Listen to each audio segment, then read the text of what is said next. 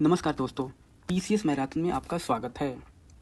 इस वीडियो में हम देखेंगे कि 71वीं बीपीएससी 2025 के बारे में। 71st बीपीएससी 2025 की का ये फुल प्रूफ स्ट्रेटजी होगा।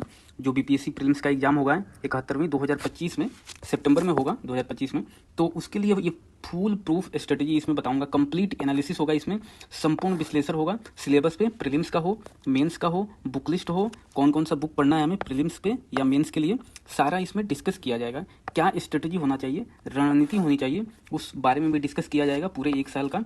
बुक लिस्ट, किताबें कौन कौन सी पढ़नी है प्रीलिम्स में या मेंस में, करंट अफेयर हमें कौन सा पढ़ना है और कैसे पढ़ना है ये भी बताया जाएगा। आंसर राइटिंग कब से स्टार्ट करना है, कैसे करना है मेंस के लिए या एस्से के लिए, ये भी इसमें बताया जाएगा। पूरा फुल प्रूफ स्ट्रेटजी होगा ये 71वीं के लिए। दिखाता हूँ अपना मार्कशीट। ये मार्कशीट है क्योंकि एग्जाम का पैटर्न इसमें 68 से चेंज हो गया था। 68 से चेंज हो गया था क्योंकि 68 से इन्होंने एनसीईआरटी बेस्ड क्वेश्चन 50 से 60 क्वेश्चन पूछना शुरू कर दिया यूपीएससी बेस्ड पे, जो स्टेटमेंट वाइज आता है।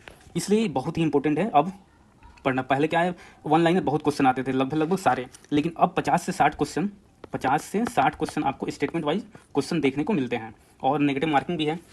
ये 68 का मेरा मार्कशीट है, ये आप देख सकते हैं। इसमें मेरा 103 मार्क्स आया है, 103.25, और इसका कटअप जो है अनरिजर्व का 91 गया है। तो आप देख सकते हैं मैंने क्या क्या पढ़ा, क्या क्या किया, वो मैं आपको बताऊंगा कि आप आसानी से क्लियर कर सकते हैं। देखिए बहुत 10-12 नंबर का डिफरेंस है, मैंने 12 नंबर का डिफरेंस क्रिएट किया हुआ है जनरल के कटअप से।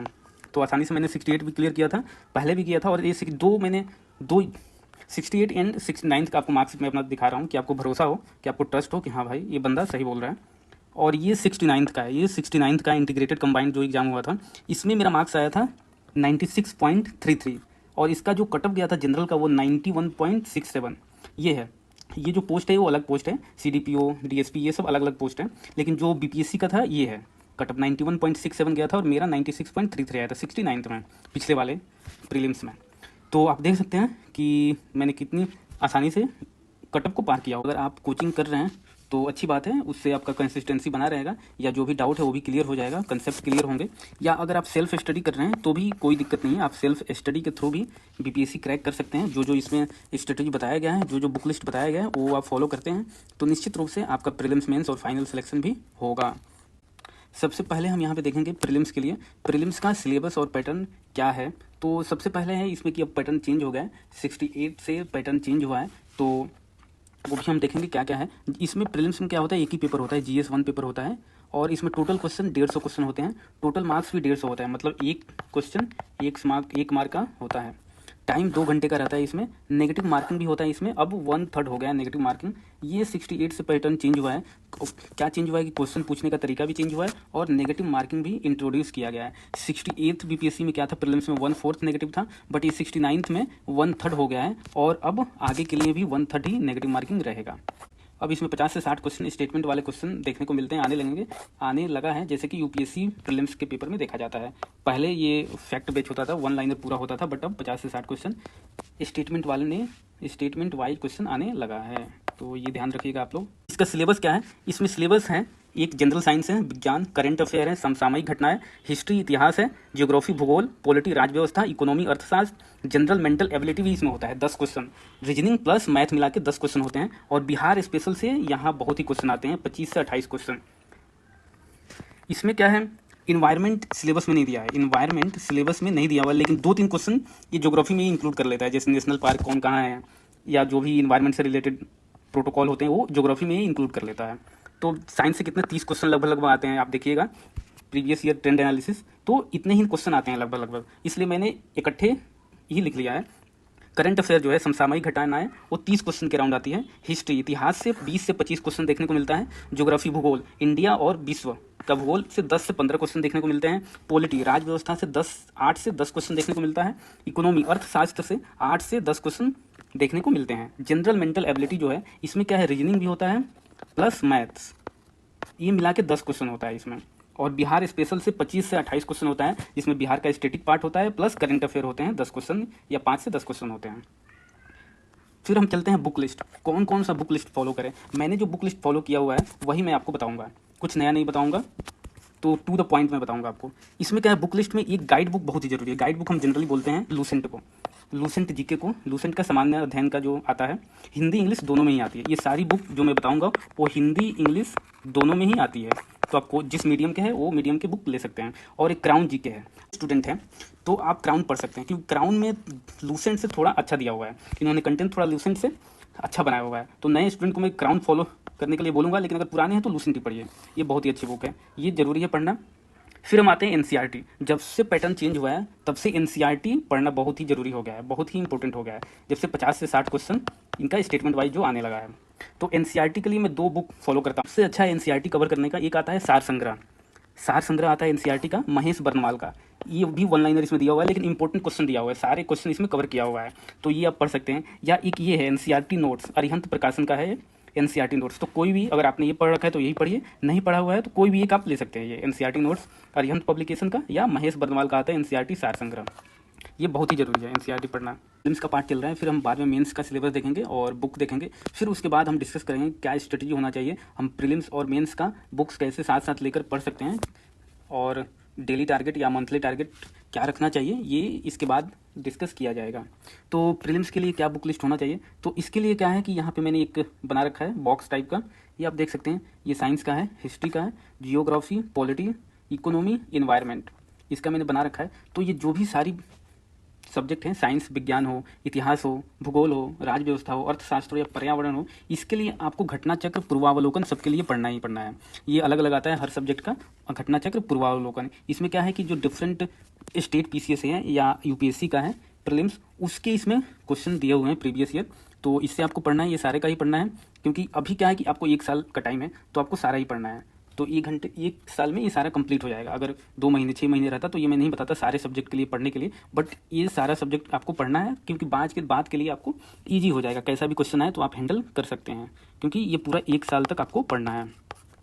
तो घटना चक्र सारे के लिए पढ़ना है, प्लस लूसेंट आपको पढ़ना है या क्राउन, इससे कोई भी पढ़ सकते हैं, आप डिसाइड कर लीजिए। कोई भी आपकी लूसेंट जी के पढ़ना है ये पढ़ लीजिए, या क्राउन जी के पढ़ना है ये पढ़ लीजिए।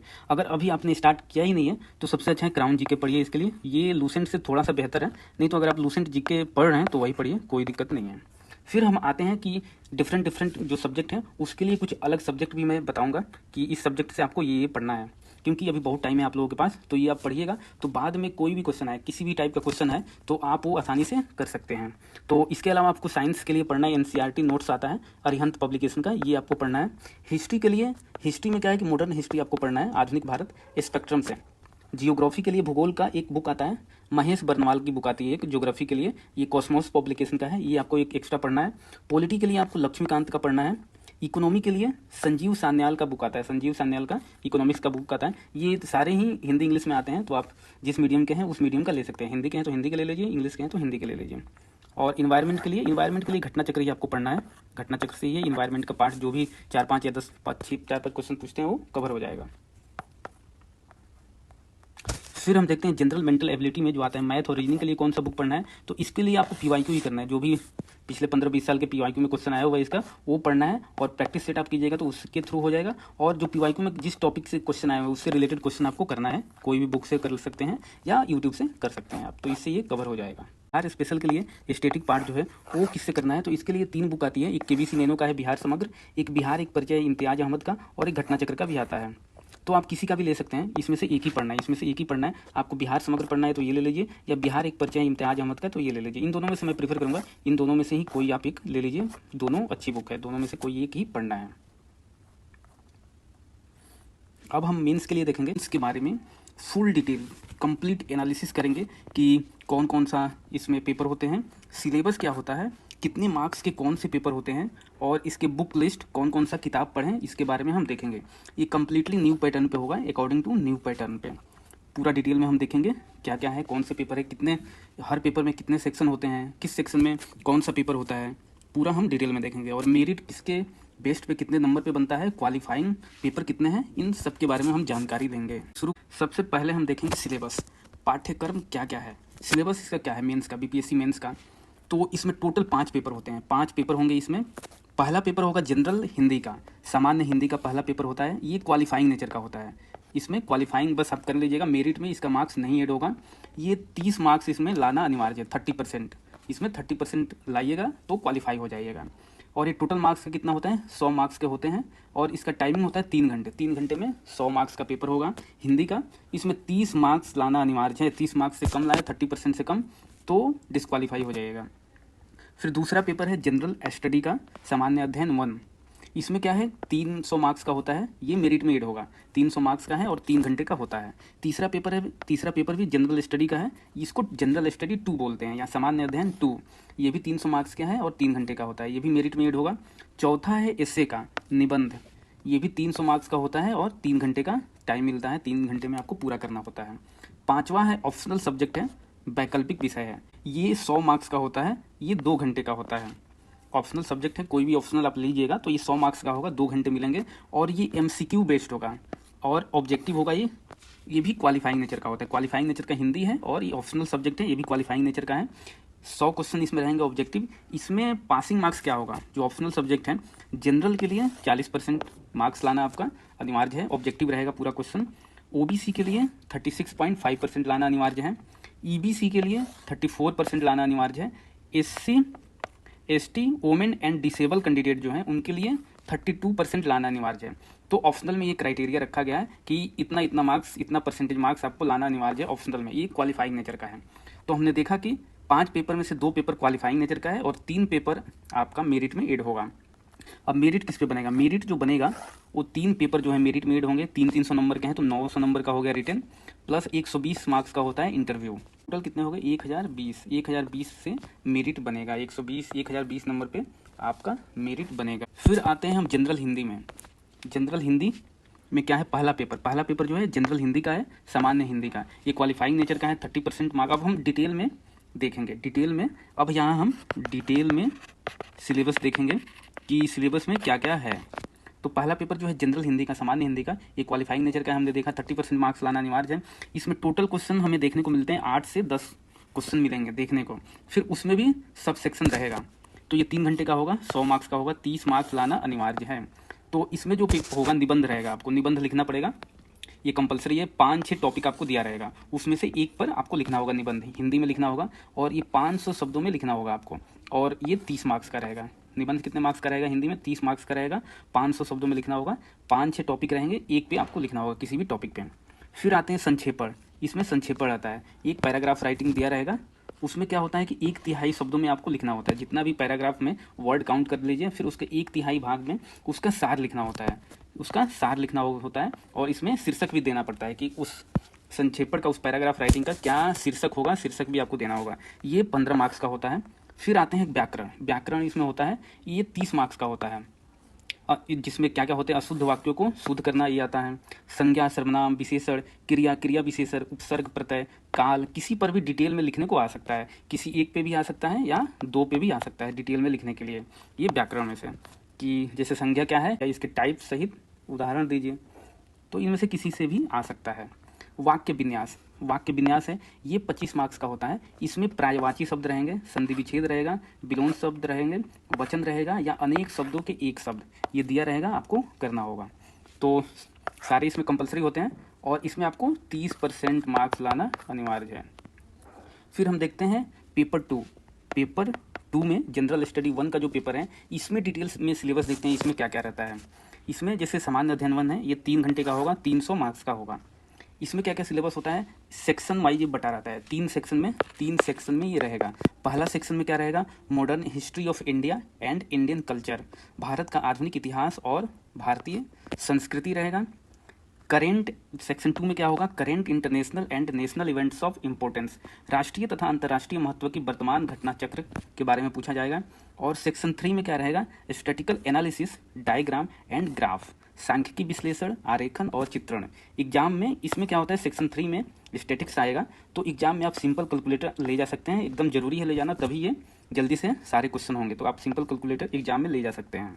हम इसका डिटेल में सिलेबस देखें तो क्या दिया हुआ है कि पत्र 1 में आधुनिक भारत तथा बिहार के विशेष संदर्भ में रहेगा ये, कि इतिहास और भारतीय संस्कृति के अंतर्गत लगभग 19वीं शताब्दी के मध्य भाग से लेकर देश के इतिहास की रूपरेखा के साथ साथ गांधी जी को पढ़ना होगा, रविंद्रनाथ ठाकुर, नेहरू, जवाहरलाल नेहरू से संबंधित प्रश्न भी सम्मिलित होंगे। बिहार के आधुनिक इतिहास के संदर्भ में प्रश्न इस क्षेत्र में पाश्चात्य शिक्षा, प्रौद्योगिकी शिक्षा समेत के आरंभ और विकास से पूछे जाएंगे। इसमें भारतीय स्वतंत्रता संग्राम में बिहार की भूमिका से संबंधित प्रश्न रहेंगे। ये प्रश्न मुख्यतः संथाल विद्रोह, बिहार में 1857 बिरसा का आंदोलन, चंपारण सत्याग्रह तथा 1942 का भारत छोड़ो आंदोलन से पूछे जाए। परीक्षार्थियों से आशा की जाती है कि वे मौर्य काल, पाल कला की कला और पटना कलम चित्रकला की मुख्य विशेषताओं से परिचित होंगे। सांख्यिकी विश्लेषण, आरेखन और सचित्र निरूपण से संबंधित विषयों में सांख्यिकी आरेखन चित्रात्मक रूप से प्रस्तुत सामग्री की जानकारी के आधार पर सहज बुद्धि का प्रयोग करते हुए कुछ निष्कर्ष निकालना और उसमें पाई गई कमियां, सीमाओं और असंगतियों का निरूपण करने की क्षमता की परीक्षा होगी।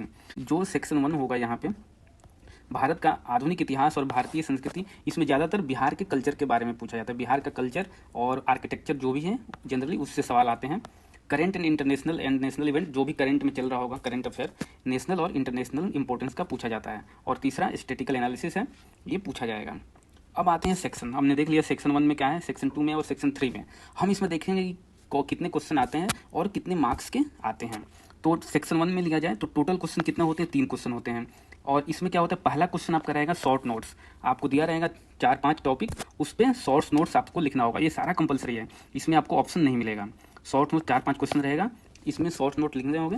कोई 8 नंबर का होगा, कोई 7 नंबर का होगा, इस टाइप का। टोटल मार्क्स कितने होंगे, 38 मार्क्स के होंगे, 38 मार्क्स के होंगे क्वेश्चन 1।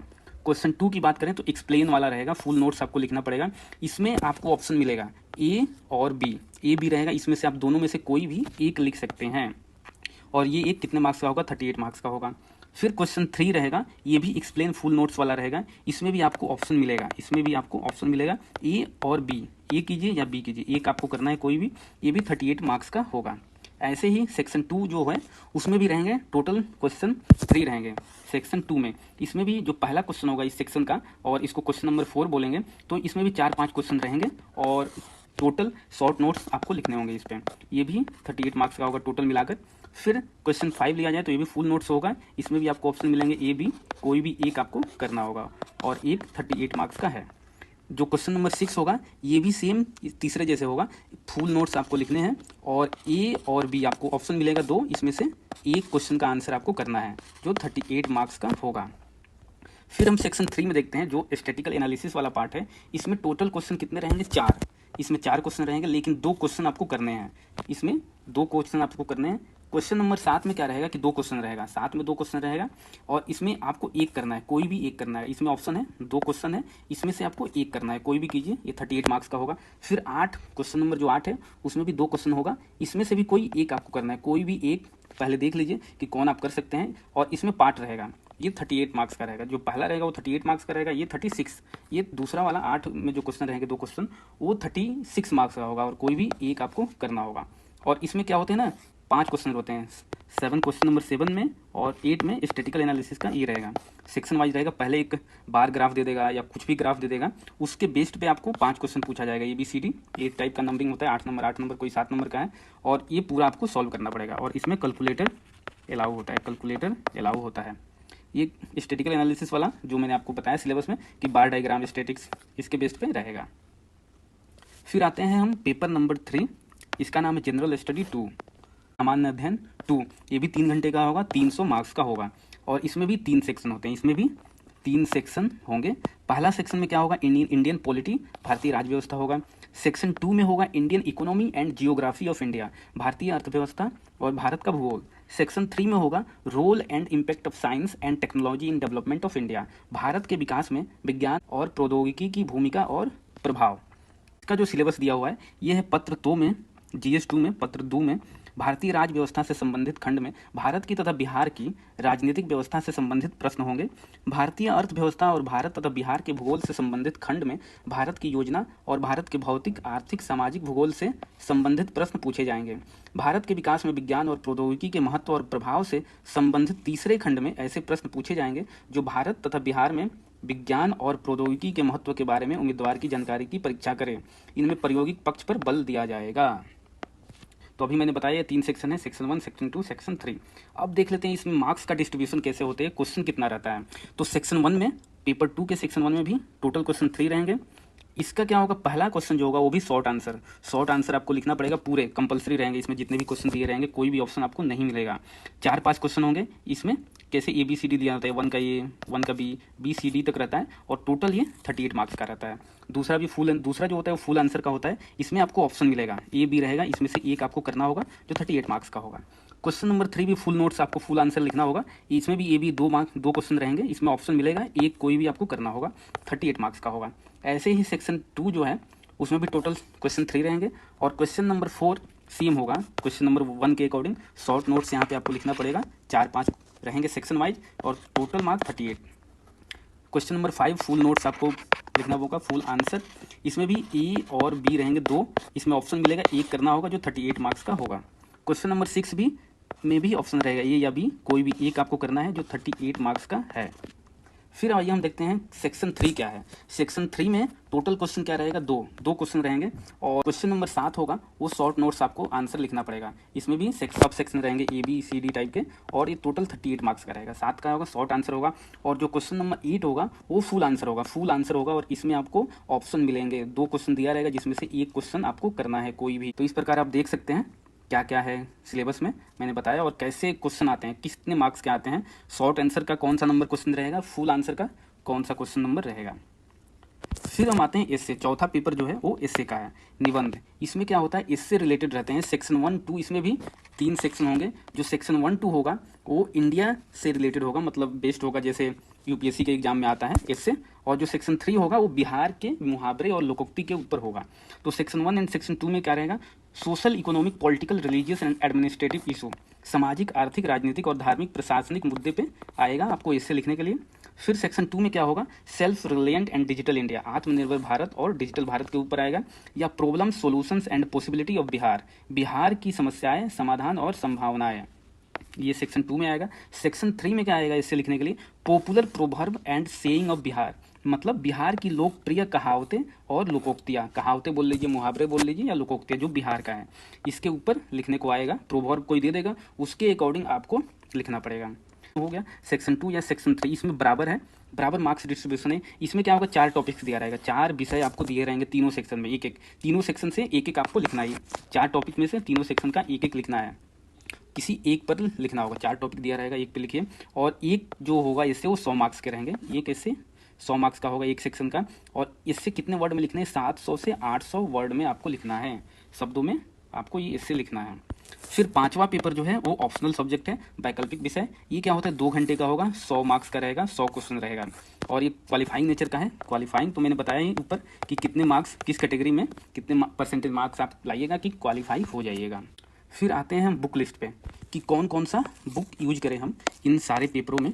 तो सबसे पहले पेपर वन हिंदी का है। हिंदी में हम क्या करेंगे, हिंदी व्याकरण है, तो हिंदी व्याकरण का एक बुक आता है हरदेव बाहरी, ये आप ले लीजिए। इससे पढ़ी, जो सिलेबस में दिया है वही पढ़ना है, जो सिलेबस में मैंने बताया है या दिया है वही आपको इससे पढ़ना है, हरदेव बाहरी से। और PYQ में जो क्वेश्चन आए हैं उनके सोल्यूशन को आप पढ़ लें, PYQ में जो आया है उसका सोल्यूशन पढ़ लीजिए और उसका प्रैक्टिस कीजिए कि मुझे कैसे लिखना है। तो बस ये दोनों कर लीजिएगा तो आपका आराम से क्वालिफाई हो जाएगा। पेपर 2 है GS1 का। GS1 में कौन कौन सा बुक यूज करेंगे, तो इसमें सबसे पहले PYQ हम लेंगे। सारे जो भी पेपर हो रहे हैं उसका PYQ आप ले लीजिए। PYQ आता है KBC नैनो का आता है, एडुटेरिया का आता है, या परफेक्शन IAS का भी आता है। तो किसी का भी एक का ले लीजिए आप, और उसको देखिए, एनालाइज कीजिए कि किस प्रकार क्वेश्चन आए हुए हैं, क्योंकि लिमिटेड सिलेबस है तो आप आराम से गेस कर सकते हैं किसमें कौन सा आ सकता है। ये हिंदी इंग्लिश दोनों में आते हैं। KBC नैनो हो गया, एडुटेरिया का PYQ सॉल्व आता है, ले लीजिएगा। अब सेक्शन A की बात करें, पेपर 1 GS1 में जो सेक्शन 1 की बात करें तो दृष्टि IAS की आती है बुक, एडुटेरिया का भी आता है, KBC नैनो का भी आता है, हिंदी इंग्लिश दोनों में आता है। तो इसमें किसी का भी ले सकते हैं आप, दृष्टि IAS का ले लीजिए, एडुटेरिया का ले लीजिए, इससे कवर हो जाएगा। फिर आता है सेक्शन 2। सेक्शन 2 जो होगा वो विजन IAS, क्योंकि ये सेक्शन 2 जो करंट अफेयर से पूरा रिलेटेड है, करंट अफेयर से पूरा रिलेटेड है। तो ये होगा मेंस 365 आता है विजन IAS का। UPSC का जो एग्जाम होता है मेंस, उसके पहले 1 महीना पहले आता है, सितंबर में अभी है, तो आप लोग ले लीजिएगा, अभी जब आएगा तो लेके रख लीजिएगा, उस समय आपको काम आएगा। तो विजन IAS से करना है मेंस 365। इसमें क्या क्या लेना, IR इंटरनेशनल रिलेशन का जो आता है, और जो सोशल इशू आता है, क्योंकि डिफरेंट सब्जेक्ट का अलग अलग आता है। विजन IAS जो मेंस का है, PT का नहीं लेना है, मेंस का लेना है, मेंस का। तो IR का इसमें लेना है अंतर्राष्ट्रीय संबंध, और सोशल इशू का जो होगा वो हिंदी इंग्लिश दोनों में आता है, तो जिस मीडियम के वो आप ले लीजिएगा। और सेक्शन 3 में क्या है, स्टैटिक्स है। स्टैटिक्स है, इसके लिए एक एल के झा की बुक आती है और एडुटेरिया का बुक आता है। तो कोई भी एक ले लीजिएगा, दोनों अच्छा है, कोई भी एक ले लीजिए, एल के झा ले लीजिए या एडुटेरिया का ले लीजिए। पेपर 3 में क्या है, GS2 में, ये भी PY को ले लीजिए, PY को जो मैंने ऊपर बताया है वो ले लीजिए। और सेक्शन 1 के लिए KBC नैनो ले लीजिए plus vision IAS। KBC nano का भी आता है अलग अलग टॉपिक पे, जैसे पॉलिटी का अलग आ गया, कल्चर का अलग आ गया, ज्योग्राफी का अलग आ गया, तो KBC नैनो का इसमें ले लीजिए। विजन IAS का आपको मेंस 365 का लेना है पॉलिटी, क्योंकि करंट अफेयर से रिलेटेड कुछ फैक्ट होते हैं जो चल रहे होते हैं वो इसमें मिल जाते हैं। तो ये आप यूज कर सकते हैं एग्जाम्पल में या कहीं भी उस पेपर में, पॉलिटी वाले पेपर में। प्लस बिहार का करंट अफेयर आपको देखना है। तो बिहार का करंट अफेयर कहाँ से आएगा, ये एडुटेरिया या परफेक्शन IAS का नोट्स आता है। जब मेंस होने वाला होगा ना, उसके पहले ये आप निकालते हैं, कुछ नोट्स अपने देते हैं, मार्केट में आता है। या आस्था IAS का भी आता है, तो इसका भी आप ले सकते हैं। सेक्शन 2 की बात की जाए इकोनॉमी, तो इकोनॉमी आप संजीव वर्मा का एक आता है, क्योंकि इकोनॉमी में क्या होता है, बेसिक कंसेप्ट पे कुछ पूछ लेते हैं। जो बेसिक कंसेप्ट पे आप पूछेंगे तो संजीव वर्मा का बहुत ही अच्छा बुक है। ये हिंदी इंग्लिश दोनों में आता है, हिंदी इंग्लिश दोनों में आता है, तो संजीव वर्मा का ले लीजिए। प्लस करंट अफेयर भी से भी आ जाता है, जो सेलेक्टिव पढ़ना है। विजन IAS का आता है 365 वाला, इकोनॉमी का मेंस, तो सेलेक्टिव पढ़ना है, में कुछ रूल आ गए या कोई लॉ आ गया या कोई इंपॉर्टेंट स्कीम चल रही है इससे रिलेटेड, पॉलिटी से रिलेटेड, तो आप उसमें देख सकते हैं। फिर ज्योग्राफी पे आ गए। ज्योग्राफी में भूगोल का हमें महेश बर्नवाल से करना है, महेश बर्नवाल की आती है भूगोल, इससे करना है। प्लस बिहार के लिए क्राउन बिहार का आता है या KBC नैनो का बिहार समग्र आता है, तो इन दोनों में से कोई भी एक आप ले लीजिए बिहार के लिए। फिर सेक्शन 3 विजन 365 का आता है। सेक्शन 3 में क्या होगा, साइंस टेक ही रहता है, तो विजन 365 मेंस का रहेगा, ये आपको लेना है, इससे पढ़ना है। प्लस एडुटेरिया या परफेक्शन IAS का जो टेस्ट सीरीज वगैरह चलता है, टेस्ट सीरीज से कुछ आप कवर कर लेंगे, या ये नोट्स भी प्रोवाइड करते हैं, तो इससे आप कर सकते हैं। फिर आते हैं पेपर 4 इससे है, तो जो सेक्शन 1 और सेक्शन 2 होता है वो मैंने बताया है, UPSC मेंस में जो आता है इससे उससे रिलेटेड होते हैं, नेशनल इंटरनेशनल वाले, तो ये थीम दिया रहेगा। तो विजन IAS का भी आता है या दृष्टि IAS, कोई भी एक आपको लेना है। विजन IAS का ले लीजिए या दृष्टि IAS का ले लीजिए, हिंदी इंग्लिश दोनों में आता है। और जो सेक्शन 3 आता है बिहार के मुहावरे और लोकोक्तियाँ, इसको क्या करना है, आस्था IAS वाले निकालते हैं, कुछ नोट्स निकालते हैं, या एडुटेरिया हो गया, परफेक्शन IAS हो गया, तो इनके नोट्स आपको पढ़ लेने हैं। कि बस ये समझना है कि बिहार के मुहावरे और लोकोक्तियाँ जो आएंगे उसको आप समझ जाए कहना क्या चाह रहा है, तो फिर आप लिख लीजिएगा, तो इसके नोट्स आप पढ़ सकते हैं। फिर बात करें पेपर 5 ऑप्शनल सब्जेक्ट का जो है वैकल्पिक विषय, ये PYQ से आप कवर कीजिए, क्योंकि क्वालिफाइंग है ये नेचर का, और हर कैटेगरी का अलग अलग परसेंटेज में लाना है मार्क्स, तो आप क्वालिफाई कर जाइएगा। और इसका जो आता है पेपर वो UGC नेट का आप जो पेपर देखे होंगे या देख लीजिएगा उससे, क्योंकि UGC नेट में क्या है कि ये मास्टर लेवल का आता है, लेकिन जो आप ग्रेजुएशन लेवल का रहता है ना पेपर, वो आप देख सकते हैं कि इस टाइप का UGC नेट का जो पेपर आता है MCQ फॉर्मेट में, उस टाइप का पूछता है। तो जो भी आपका सिलेबस है वो पढ़ लीजिएगा और रेफरेंस ले सकते हैं, इससे मतलब बस रेफरेंस लेना है, बाकी PYQ आप देखिएगा तो पता लग जाएगा कैसे मुझे क्वालिफाई करना है ऑप्शनल। फिर हम देखते हैं कि करंट अफेयर कैसे हमें पढ़ना है। करंट अफेयर हमें समसामयिक घटनाक्रम जो होता है वो हमें ऐसे पढ़ना है प्रीलिम्स के लिए, ये जो बताऊंगा ये प्रीलिम्स के लिए पढ़ना है, जिससे मैक्सिमम याद रहेगा। तो सबसे अच्छा है कि डेली आपको पढ़ना है, दैनिक आपको डेली एक न्यूज़पेपर पढ़ना है, कोई भी। इसकी आदत लगा लीजिए कि समाचार पत्र पढ़ने के लिए हिंदी मीडियम के हैं तो हिंदी मीडियम का पढ़िए, इंग्लिश के हैं तो इंग्लिश मीडियम का पढ़िए, कोई भी एक न्यूज़पेपर पढ़िए, उसका 1 घंटा 1.5 घंटा टाइम दीजिए। इसमें अगर कोई इंपॉर्टेंट प्रीलिम से रिलेटेड आपको मिलता है फैक्ट तो वो लिख लीजिए, और जो एडिटोरियल पार्ट होता है उसको पढ़िए अच्छे से, क्योंकि ये आपको मेंस में या एस्से में फ़ायदा करेगा। वो आप जो जानकारी उसमें मिल रही है उसका कुछ नोट्स बना लीजिए, क्रिस्पी नोट्स टाइप का, तो आपको मेंस और एस्से में फ़ायदा करेगा। फिर आपको मंथली भी पढ़ना है, करंट अफेयर मंथली भी पढ़ना है आपको। कोई भी मैगजीन से आप पढ़ सकते हैं, PD से पढ़ सकते हैं, प्रतियोगिता दर्पण, क्रॉनिकल IAS हो गया, या दृष्टि IAS का मंथली आता है तो इससे पढ़ सकते हैं, या कोई भी यूट्यूब चैनल से आप प्रीलिम्स के लिए पढ़ सकते हैं। कोई भी एक ही इसमें करना है, या तो मैगजीन से पढ़ना है तो वो पढ़ना है, या यूट्यूब चैनल से पढ़ना है तो ये पढ़ना है। तो यूट्यूब चैनल से पढ़ना है तो हमारे चैनल से भी आप ये वीडियो देख सकते हैं, हमारे चैनल पर भी मंथली एक करंट अफेयर का वीडियो आता है, तो वो भी अच्छा रहता है, आप लोग देख सकते हैं। अगर अच्छा लगे तो देख सकते हैं, या किसी और का भी देख सकते हैं, कोई प्रॉब्लम नहीं है। फिर हमें ईयरली भी करना है, वार्षिकी भी करना है। ये कब करना है, प्रीलिम से 1 से 1.5 महीने पहले आता है, उस समय आप ले लीजिएगा। तो उस समय जो भी मैगजीन आता है उसी से करना है, उस समय YT से यूट्यूब से नहीं करना है। मैगजीन हमें पढ़ना है, एडुटेरिया का आता है, परफेक्शन IAS का आता है, या SPD का आता है, तो किसी का भी एक मैगजीन से आपको पढ़ना है, कोई भी एक। इससे क्या होगा, आप डेली भी पढ़ रहे हैं, मंथली भी पढ़ रहे हैं और वार्षिकी भी पढ़ रहे हैं, इससे क्या होगा, रिवीजन होगा आपका। जो डेली पढ़ रहे हैं न्यूज़पेपर में कुछ पढ़ रहे हैं, फिर मंथली जो पढ़ रहे हैं वो चीज़ें वार्षिकी में भी आएगी, और जो छूटा हुआ है एक्स्ट्रा भी जो चीज़ आप छूट गई है मंथली में वो भी वार्षिकी में कवर हो जाएगा। तो इससे क्या होगा ना, आप इससे पढ़िएगा 3 से 4 बार आपका रिवीजन हो जाएगा। इसका पर्पज़ यही है कि 3 से 4 बार रिवीजन होगा, और जो मंथली में छूटा हुआ है वो वार्षिकी में कवर हो जाएगा, तो इससे आपका रिवीजन ज़्यादा से ज़्यादा बार होगा और एग्जाम में जो भी करंट अफेयर आएंगे उसमें आप मैक्सिमम से मैक्सिमम आप हिट कर सकते हैं करंट अफेयर का क्वेश्चन। और मेरा मानना है कि 90% तक ऐसे पढ़िएगा तो करंट अफेयर आप अच्छा एग्जाम में करेक्ट कर सकते हैं। तो यही पर्पज़ है इसका कि डेली भी पढ़ना है, मंथली भी पढ़ना है और वार्षिकी भी पढ़ना है, इसका पर्पज़ यही है। फिर हम देखते हैं कि स्ट्रेटजी क्या होना चाहिए इसका, प्रीलिम्स प्लस मेंस के लिए हमारा स्ट्रेटजी क्या होना चाहिए। तो ये प्री और मेंस के लिए यहाँ पर बताया जा रहा है। तो मान के चलो आप कि 71वें बीपीएससी का जो है प्रीलिम्स वो आपका 2025 में 30 सितंबर को होगा। 30 सितंबर को डेट कैलेंडर में रहता है, अगर कुछ इधर उधर नहीं हुआ तो 30 सितंबर को होगा, तो हमें यही मान के चलना है। तो आप लास्ट के जो 4 महीने हैं उसको छोड़कर प्लान बनाना है, क्योंकि लास्ट के 4 महीने में हमें केवल प्रीलिम्स पे फोकस करना है, प्रीलिम्स का टेस्ट सीरीज लगाना है, प्रीलिम्स का मॉक देना है और केवल प्रीलिम्स पे ही फोकस करना है 4 महीने में। अभी हमें 1 सितंबर 2024 से 31 मई 2025 के लिए प्लान बनाना है, प्रीलिम्स प्लस मेंस, ये साथ साथ हमें लेके चलना है। तो सितंबर 2024 से मई 2025 तक हम यहाँ पे देखें तो सितंबर, अक्टूबर, नवंबर, दिसंबर 2024 में 4 महीने हैं और 2025 में जनवरी, फरवरी, मार्च, अप्रैल और मई 5 महीने हैं। 9 मंथ है, 9 महीने हैं आपके पास। तो इसमें क्या करना है कि आप डेली या मंथली टारगेट बना लीजिए पहले। इसमें आप 50-50% लेकर चल सकते हैं कि 50% हम प्रीलिम्स का पढ़ें और 50% मेंस का पढ़ें, या 60% प्रीलिम्स का लेकर चल सकते हैं या 40% मेंस का। तो इस प्रकार 50-50 या 60-40 का रेशियो आप ले सकते हैं, जैसा आपको अच्छा लगे उसके अकॉर्डिंग। और ये तय करना है कि 8 से 10 घंटा आप डेली पढ़ें, 8 से 10 घंटा डेली पढ़ें, कंसिस्टेंसी बनाए रखें। और इसमें क्या करना है कि हर संडे को केवल रिवीजन करना है, ये आपको ध्यान में रखना है कि हर संडे का दिन आपको रखना है कि एक दिन उस वीक का रिवीजन आपको करना है। और मंथ के एंड में भी 2 दिन रिवीजन करना है उस महीने का, जो भी उस महीने में आपने प्रीलिम्स प्लस मेंस पढ़ा है, तो 2 दिन लास्ट में मंथ के रिवीजन करना है। और इसमें आपको ये ध्यान रख के चलना है कि जो भी आप टारगेट बनाएं, डेली हो या मंथली, तो इस प्रकार रखें कि सारा सिलेबस इस 9 महीने में ख़त्म हो जाए। 9 महीने में जो भी आप पढ़ें वो कम से कम 2 से 3 बार उसका रिवीजन भी हो जाए, ख़त्म भी हो जाए। और 9 महीने में 2 से 3 बार, नहीं तो 1 से 2 बार भी रिवीजन हो तो चलेगा। तो ये आपको एक टारगेट बनाते टाइम ये सब ध्यान में रखना है। आपको अपने हिसाब से जो अच्छा लगे वैसे आपको टारगेट बनाना है। पहले मंथली टारगेट बना लीजिए कि मंथली टारगेट हमारा क्या रहेगा, फिर उसके अंदर आपको वीकली टारगेट बना लीजिए छोटा छोटा, कि इस वीक में मैं ये करूँगा, इस वीक में मैं वो करूँगा।